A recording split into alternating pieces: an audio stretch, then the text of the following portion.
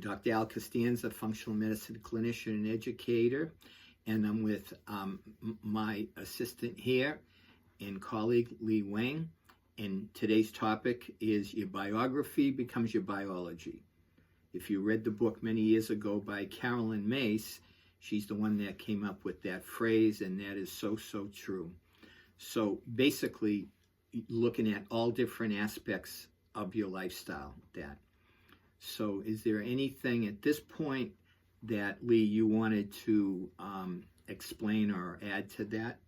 Yeah, I want to mention about the supplements. Sometimes progress look like getting up a little earlier, making a better choice, and care of yourself today instead of the someday.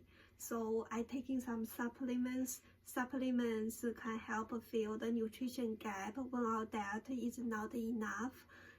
For example, vitamins D, calcium, omega-3 supplements may support our bones, hearts, and immune system.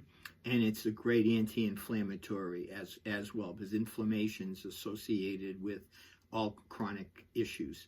But then we're looking at other areas having to do with your diet that's specifically for you, that works for you, and also your sleep, your exercise, what you're exposed to. There's chemicals and heavy metals in the environment. A lot of it has to do with your past stressors, your stress that you've been dealing with since childhood.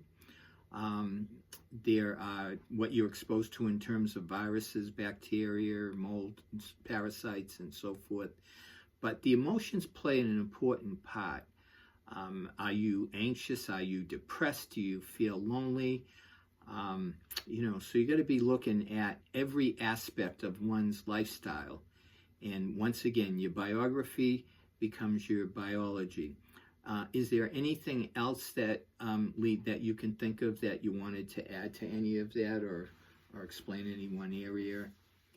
It's about what we eat. For example, today, for the 1 month or 1 week, I didn't eat enough the fruits.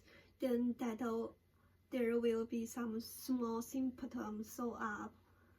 If I didn't pay attention to that small symptom, that symptom may become more serious in my later life.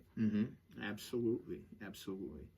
Yeah. So the other thing too is we tend to move away from what I consider the Mediterranean diet and getting away from eating, not eating enough vegetables and fruit and nuts and seeds and the good oils and all of that, and then people start developing symptoms. Once again, I've said many times, your food is information to your cells, and I can't emphasize that enough.